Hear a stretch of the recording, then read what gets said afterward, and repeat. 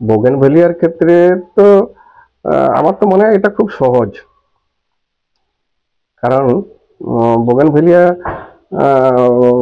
সঙ্গে বালির সঙ্গে যদি অল্প একটু ভার্মি কম্পোস্ট বা মানে পুরাতন গোবর সার থাকে, এই গোবর সার মিক্সড করে তারপরে যথারীতি যদি মানে রুট হরমোন দিয়ে এটা করা যায়, মানে চারা তৈরি করা যায়, প্রায় 95% মানে গাছ মানে রুট এসে যায়। তার কথা প্রসঙ্গে জানতে পারলাম যে আপনি বাড়িতে বিভিন্ন রেয়ার কিছু প্রজাতির চারা তৈরি করেন এবং মেন উদ্দেশ্য যে চারাটি যাতে আপনার পরিচিত ব্যক্তিদের দিতে পারেন এবং কোনো কারণে আপনার অবলুপ্তি হয়ে গেলে সেই চারাগুলো যেন সেখান থেকে পেতে পারেন। তো বাড়িতে কিভাবে চারা তৈরি করেন সেই ব্যাপারটা যদি একটু বিস্তারিত বলেন। বাড়িতে যদি চারা তৈরি করা যায় তাহলে তো আর্থিক দিক থেকে একটা সাশ্রয় হয়, আর এটা নিজস্ব একটা অভিজ্ঞতাও হয়।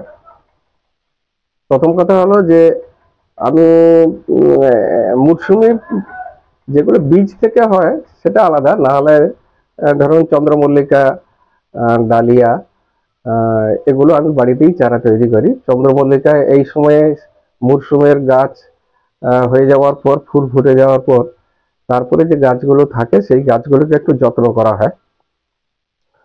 জুন জুলাই পর্যন্ত এই গাছগুলোকে একটু যত্ন করার পর তারপরে ওই চারাটা কাটিং করা হয় ভালো ডগা দেখে, রুট হরমোন দিয়ে এই চারাগুলো আমি করি। মোটামুটি বলা যায় প্রায় মানে 95% চারা চন্দ্রমল্লিকার ক্ষেত্রে আমার তো বেঁচে যায়, অসুবিধা কিছু হয়নি। আর কাটিং করে তারা নিশ্চয়ই ছায়াতে রাখতে হবে কিছুদিন। হ্যাঁ, অবশ্যই অবশ্যই ছায়াতে রাখতে হবে। কাটিং করে কমপক্ষে 7-8 দিন ছায়াতে রাখা হলো, তারপরে সেখান থেকে ছোট থেকে আর একটু 4 ইঞ্চি মানে পটে শিফট করা হলো। 4 ইঞ্চি পট থেকে অনেকে করে 6 ইঞ্চি, তারপরে একবারে বড় টবে রাখে। আহ, সেটা সুবিধা মতো যার যেমন সুবিধা হবে, তবে যতটা শিফট করতে পারা যাবে চন্দ্রমল্লিকার ক্ষেত্রে একটু ভালো। তো মাটিতে যে আপনি শিফট করেন ওই মাটিটা কি আগে দিয়ে সার মিশিয়ে তৈরি করা থাকে, প্রস্তুত থাকে? মূলত চারা তৈরি করার ক্ষেত্রে একটু বেশি আহ, মানে ওই যে বড় বালি, লাল বালি যেটা, আমি মূলত ওই লাল বালিটাকে একটু ধুয়ে যাতে কোনো রকম জীবাণু না থাকে সেইটাকে ধুয়ে তারপরে মানে সেটাকে মানে যে পটে তৈরি করা হয় সেই পটে রাখা হয়। ও 10-12 দিন পর দেখা যায় খুব ভালোভাবে মানে রুটটা এসে যায়।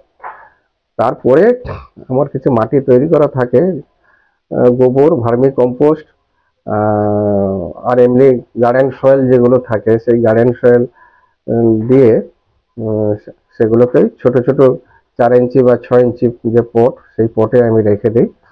তারপরে যথারীতি মানে শিফট করে দেওয়া হয়। তবে মোটামুটি এটা ঠিকই যে যদি সময় কষে চারাটা তৈরি করা যায় তাহলে যথাসময়ে শীত থাকতে থাকতে ফুলটা এসে যায়।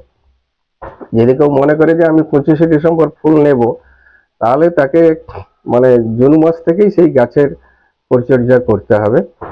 আহ, অল্প কষে করতে পারলে যারা শোট হতে দেবে আলাদা কথা, না হলে ঘরোয়া ক্ষেত্রে আমরা সাধারণত মানে জুলাই মাসের শেষ পর্যন্ত আমরা এই কাটিংটা আমি করে নিই।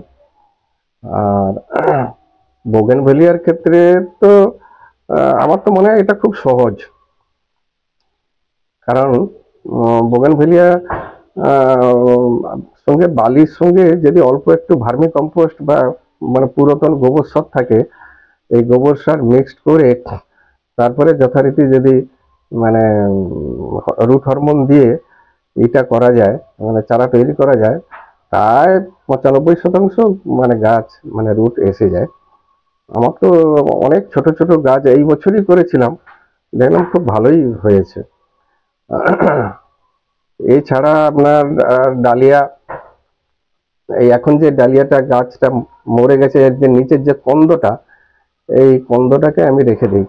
এই কন্দটাকে সুন্দর করে টবে আবার মানে প্রতিস্থাপন করে তার থেকে যে গাছগুলো বায় তার ডগা কেটে কেটে বাড়িতেও চারা তৈরি করা যায়, এবং তাতে সঠিক আইডিটা পাওয়া যায় বাজার থেকে বা বিভিন্ন নার্সারি থেকে। যখন ভালো নার্সারি হলে ঠিক আছে, আর যদি এমনি কোনো নার্সারি আপনাকে হয়তো বললো যে এটা এই গ্রুপের, কিন্তু দেখা গেল অন্য হয়ে গেল।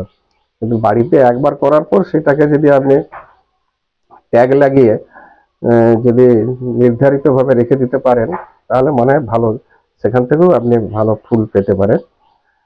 আর গোলাপের ক্ষেত্রে আমি একটু, আমার একটু হাত কাঁচা আছে, মানে ফুল হয়ে যায় ঠিকই গাছে, কিন্তু গোলাপের ক্ষেত্রে একটু আমার হাত কাঁচা আছে।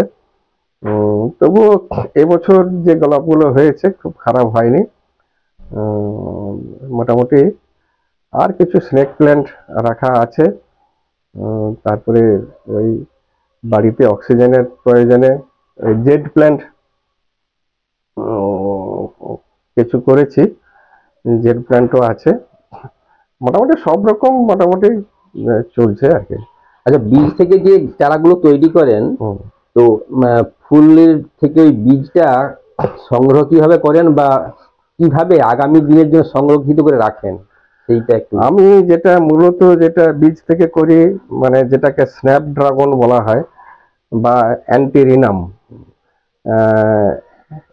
এর বীজ খুব সূক্ষ্ম, মানে একবারে নোটে বীজের মতো। এগুলোকে মানে এই সময়ে একবারে পাকা বীজ সংগ্রহ করে ভালো করে রৌদ্র দিয়ে তারপরে সেগুলোকে একটা বোতলের মধ্যে মানে করা হয়, রেখে দেওয়া হয়। বোতলের মধ্যে রেখে দেওয়া হয়, ওর সঙ্গে অল্প একটু আমি যেটা করি অবশ্য মানে এমনি ঘরোয়া মতে অল্প কিছু মুড়ি নিচে দিয়ে দেওয়া হয়, আর কিছু মানে খবরের কাগজকে টুকরো টুকরো করে কেটে তার ভিতরে ঢুকিয়ে দেওয়া হয়, যাতে মানে আর্দ্রতাটা শুষে নেয়। আমি এই পদ্ধতি করি।